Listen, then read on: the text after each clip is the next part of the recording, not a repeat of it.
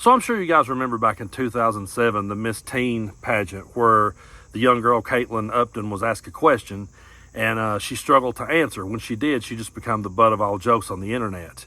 What we didn't know at the time was that this led to severe depression for Caitlin, and she ended up contemplating suicide over it. So it should really make us all stop and think when we jump onto the latest craze. When someone gets thrust into fame for a reason like that, it's easy to sit back and just jump in on it and, pass the stuff around. We've all done it. Not saying I haven't, not saying you haven't. I'm just saying maybe we should stop and think about it a little bit more because, to be on their side of the fence in that, when it's one thing if you're just sitting back laughing, but if you was the one that the entire world was laughing at over something like that, I imagine that would get to you and be hard to deal with. So I think people should be more mindful of that. But JD Vance is definitely one of those people that's not going to give two shits one way or the other, because he shared a meme where he showed a picture of Miss Teen Caitlin Upton, and it said something to the effect of, look, I found, Kamala Harris trying to answer a question or whatever.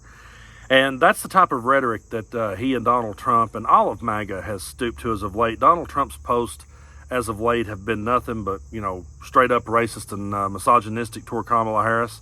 And they're doing that because that's their base. That's who they have to play to. That's what it's all about. But in this next clip, JD tries to act like he's an expert on comedy now.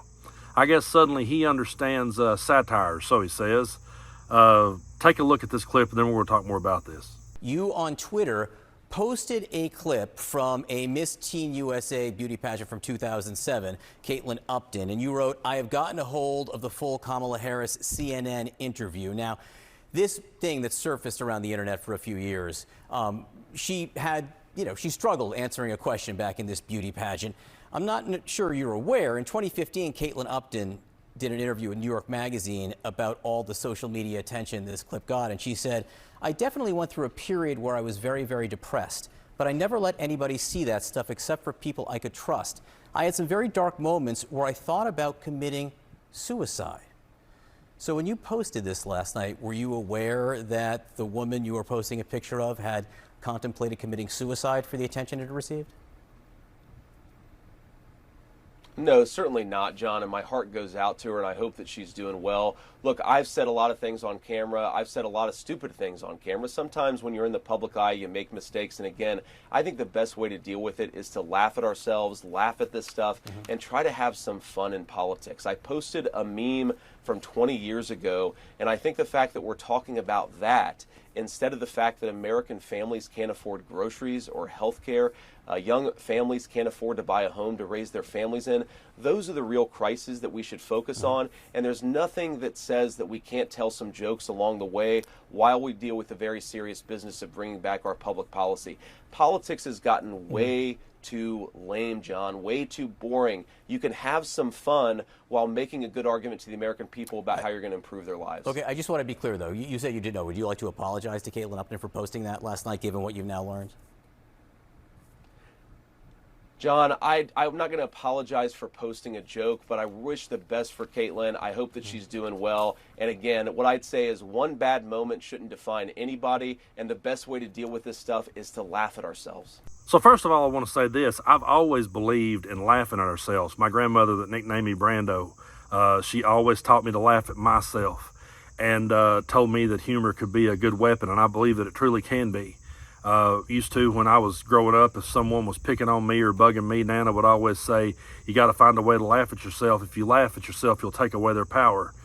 And so I grew up, learning to laugh at myself, and me and my Nana would roast each other, and it was pretty comical.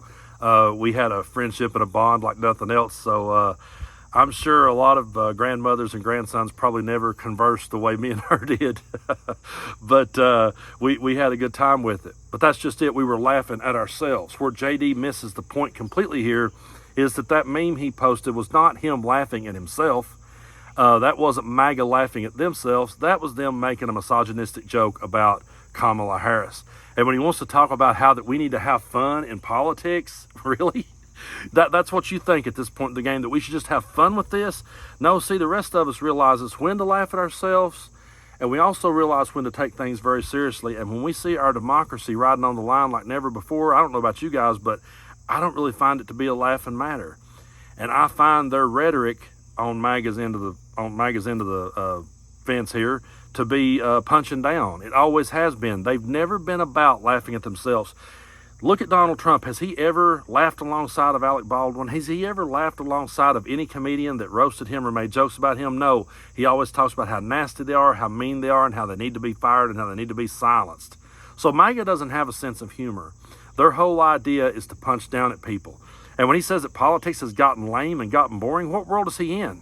Man, politics is not boring right now. Donald Trump has definitely not made it boring. We're all on our toes because of his style and because of his rhetoric.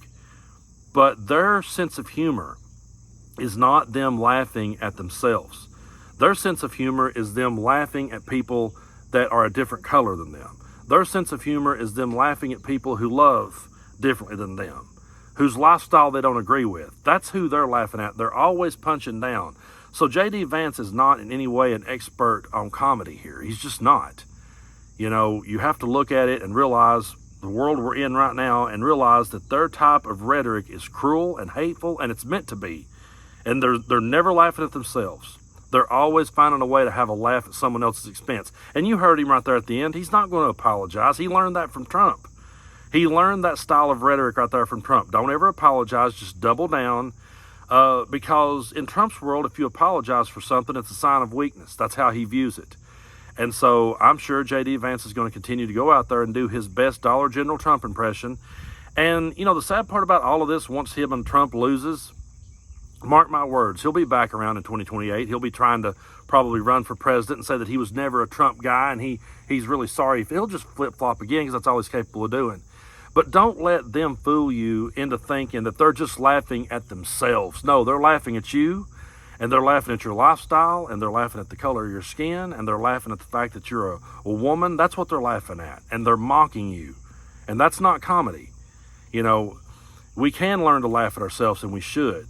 But you have to, when you laugh at yourself, that's just it. You laugh at yourself, and you're not punching down at other people that you disagree with.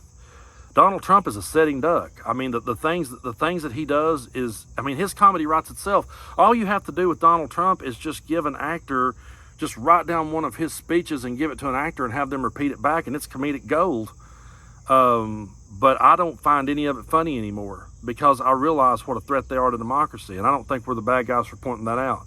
I know there's a whole lot of people that's going to say, Brando, I know your favorite comedians were some of the most irreverent comedians ever. What are you talking about? Why can't you take a joke? I can take a joke all day long. And yes, some of my favorite comedians were very irreverent, and I loved them for it. But this isn't a joking matter to me. It's nothing to laugh at. This is a very serious time in American history, and we're watching our democracy be threatened like never before. And so I don't really get a kick out of watching MAGA politicians punching down at foes. I'm sorry, I just don't.